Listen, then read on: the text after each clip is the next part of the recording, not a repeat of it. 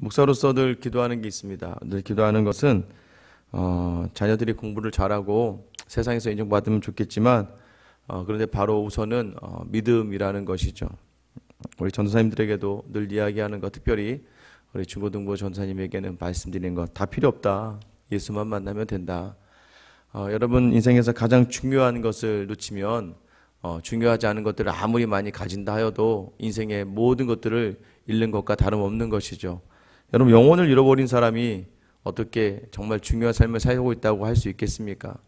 영원하지 않은 것들, 그것을 붙들고 있다가 정말 영원한, 정말 가장 중요한 것을 놓치며 살아갈 수가 있는 것이죠. 오늘 본문은 다시 이스라엘의 핍박, 억압으로 향하게 됩니다. 그런데 놀라운 게 있어요. 1절 말씀 보면 이스라엘 자손이 다시 여호와의 목전에 악을 행하였으므로 여호와께서 그들을 40년 동안 블레셋 사람의 손에 넘겨주시니라. 40년 동안 블레셋 사람의 손에 지배하에 있게 되는데 이 적지 않은 시간이잖아요. 여러분 우리도 일제에 거의 한 40년 정도, 그러니까 우리가 이제 40년 좀 넘게지만 그 시간 동안 일제 강점기 속에 있었잖아요. 40년만 있었어도 지금 무려 67년이 지난 지금도 여전히 그 상처가 그대로 우리 안에 남아있지 않습니까? 그러니까 40년이라는 시간이 결코 짧은 시간은 아니에요. 이전에는 18년, 20년 이 정도만 돼도 6년, 7년만 돼도 이스라엘 백성이 간절히 부르짖었단 말이에요. 40년 동안 있으면서 여러분 그들이 지금 어느덧 이러한 핍박과 압박이 이제 익숙해지기 시작하는 겁니다. 신앙의 자리도 마찬가지예요. 이기는 습관을 여러분이 키우셔야 됩니다. 믿음으로 이기는 습관. 그런데 한번 지고 나면 계속 지는 거예요. 여러분 왜 자꾸 우울해지고 왜 자꾸 무너지고 왜 자꾸 쉽게 쓰러질까요? 자꾸 거기에 익숙해서 그래요. 지는 것에 익숙한 것도 그것도 습관이에요. 여러분 이기는 것도 습관이 되어야 됩니다. 말씀을 붙들고 오늘 작정한 바대로 이 결과가 어쨌든 해내는 거예요. 여러분 그게 바로 이기는 습관을 키워내는 것입니다. 하나님께 자꾸 맡기고 하나님의 이름을 자꾸 부르며 오늘 하루 하나님을 떠나는 삶을 살지 않겠도라 작정하는 것이죠. 근데 어느덧 이제 이스라엘 백성들이 이러한 다른 사람의 핍박과 압박이 익숙해진 거예요. 또 악을 행하였더라. 여러분이라면 그러지 않을 거라 이야기하시는데 우리도 여전히 그렇죠. 다시는 그 죄를 지지 않을 거야 라고 했는데 어느덧 그 죄의 문 앞에 서 있는 우리의 모습을 발견하게 됩니다. 그럼에도 불구하고 우리가 그것이 익숙해지면 안 되겠죠. 오늘 본문은요 너무 놀랍게 말씀이 임하는 사람이 달라요. 2절 말씀 보세요. 소라 땅의 단 지파의 가족 중에 마누아라 이름하는 자가 있더라. 여러분 이제 마누아라고 이름하는 자에게 하나님의 말씀이 임하는 것 같아요. 그의 아내가 임신하지 못함으로 출산하지 못하더라. 여러분 마누아라는 집에 마누아라는 사람을 이제 소개합니다. 그런데 오늘 그 사람의 아내는 임신하지 못하고 출산하지 못하였다라고 이야기해요. 결국은 무언가에 제어되는 힘에 의해서 출산을 하지 못했다는 것이죠. 근데 이거는 우리는 쉽게 지금의 이스라엘 상태를 볼 수가 있어요. 마누아라는 이름의 뜻은 안식, 평안이라는 뜻이에요. 어떻게 지금 블레셋 압박하에 있는데도 안식이라는 그 표현이 맞을까? 결국 출산하지 못하는 부부와 같이 지금 이스라엘은 아무런 열매를 맺지 못하는 가장되고 거짓된 안식과 평화 속에 있다는 것을 그들의 영적 상태를 그대로 지금 보여주고 있는 것이죠. 그리고 더 나아가서 여호와의 사자가 지금 남자인 마누아에게 임하는 것이 아니라 이름 없는 이 여인, 삼손의 어머니는 이름이 등장하지 않습니다. 이름 없는 이 여인에게 3절에 보세요. 여호와의 사자가 그 여인에게 나타나서 그에게 이르시되 보라 네가 본래 임신하지 못함으로 출산하지 못하였으나 이제 임신하여 아들을 낳으리니. 마누아라고 하는 하나님의 평안, 안식, 진정한 그 남편에게 임하는 것이 아니라 이름 없는 여인에게 지금 하나님의 말씀이 임하는 거예요. 지금 그 정도로 이스라엘에 하나님의 말씀을 받을 자가 없다는 것을 이야기하는 겁니다. 어느덧 블레셋이라고 하는 그 힘 아래에 살아가는 것이 익숙해 버리고 말았던 거예요. 계속되다 보면 결국 포기하게 되는 것이죠. 여러분 결국 세상은 계속해서 우리의 구원의 자리를 시험하고 흔듭니다. 그런데 여러분 거기에서요 우리는 세상이 무너지고 나면 세상의 힘에 소망이 있는 것처럼 느껴질 때가 있어요. 그러나 여러분, 세상의 힘은요, 반드시 마지막이라는 게 있어요. 언제입니까? 우리가 이 땅을 떠나는 그 순간 세상은 더 이상 우리가 어떻게 할 수가 없어요. 근데 그 순간 하나님에게 매여 있는 사람은 어떻습니까? 하나님의 영생의 자리, 천국의 자리에 이루어지는 것처럼 이 땅이 천국의 모형이에요. 어떻게 살아가면 되는 거예요? 하나님께 매여 있으면 되는 겁니다. 여러분, 그래 자꾸 세상에 매여 있다가 세상에 무너지는 것이죠. 결국 그들의 그 여인에게 나타나서 아들을 낳을 것인데 포도주를 먹이지 말고 독주를 마시게 하지 말고 어떤 부정한 것도 먹지 말게 하고 머리에 삭도를 대지 말라고 이야기합니다. 왜냐하면 그 아이가 하나님께 바쳐진 나실인이다. 여러분, 나실인은요, 자기가 서원해서 되는 경우도 있지만 이렇게 특별하게 하나님이 지정하여 나실인, 원래 이 나지르라고 하는 히브리어 단어입니다. 나실인이 되는 건 뭐예요? 구별되다라는 의미를 가지고 있어요. 그럼 하나님께 구별되는 삶을 살아야 되는 아이다라는 거예요. 여지껏 사사와 좀 다르죠. 여러분, 여지껏 사사는 어떻게 얘기해요? 하나님께서 영을 주시고 힘을 주시고 사람을 모으게 하시고 전쟁에 승리하게 하셨어요. 그러면 이 아이, 삼손이라는 이 아이는 어떤 삶으로 살아가야 되냐면 세상으로부터 구별된 삶을 살아가야 된다고 이야기하고 있는 거예요. 이제 하나님의 도구의 살기로 작정한 사람에게 나타나야 될 모습이 무엇입니까? 하나님의 구원을 경험하는 자리에서는요, 우리의 노력이 아니라 우리의 구별로 살아가야 된다는, 우리의 구별됨으로 살아가야 된다는 것을 말씀하시는 거예요. 8절에 보면, 7절에 보면 그는 죽는 날까지 하나님께 바쳐진 나실인이 될 것이다 라고 하는 거예요. 죽는 날까지 바쳐진 사람. 여러분, 누가 생각나세요? 항상 구약에는요, 예수님이 담겨져 있습니다.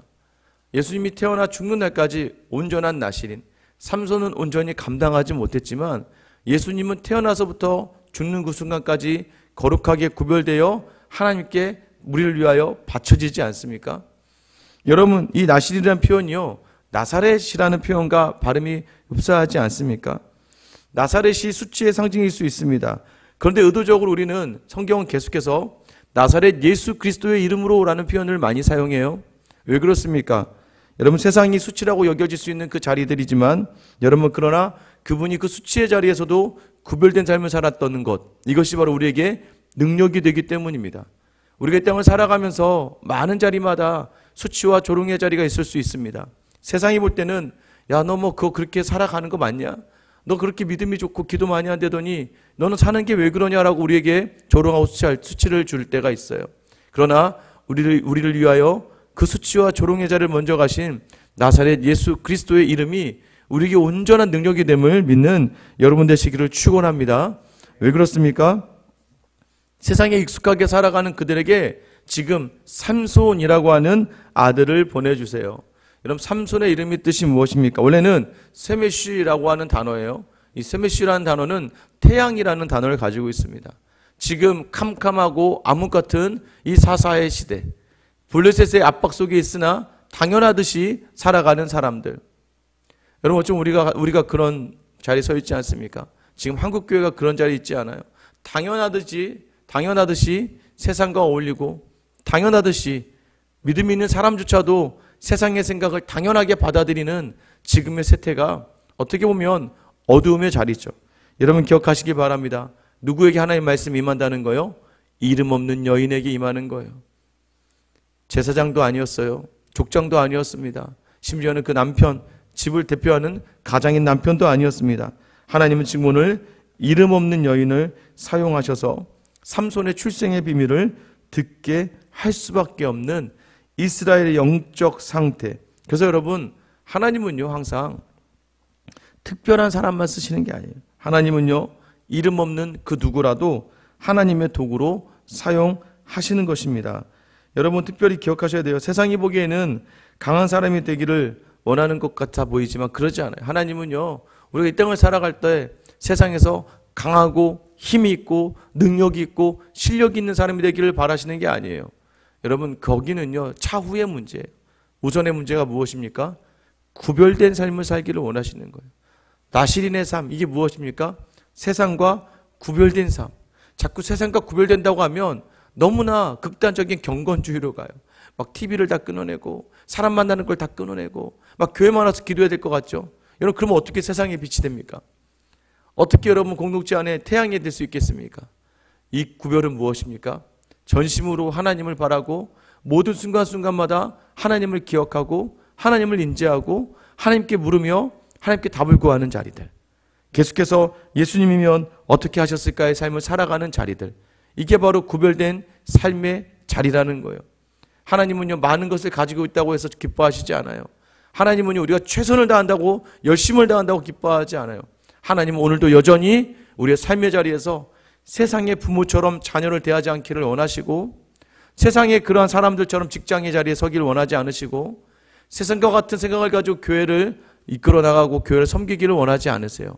하나님의 마음 담아서 모든 자리를 예수님이 가셨던 그 길 그대로, 수치와 조롱이었으나 나사렛 예수 그리스도의 이름이 능력이 있는 것처럼 우리의 삶의 자리가 비록 세상이 부족하다 할지라도 우리 안에 계신, 우리를 위하여 십자가를 달리신, 우리를 위하여 부활의 능력을 이루어내신 나사렛 예수 그리스도의 이름을 의지하며 오늘 나아갈 때 구별된 삶, 세상에 감당할 수 없는 삶.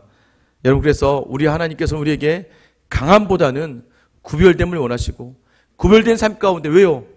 거룩하지 않으면 하나님이 임재할 처소가 없어요.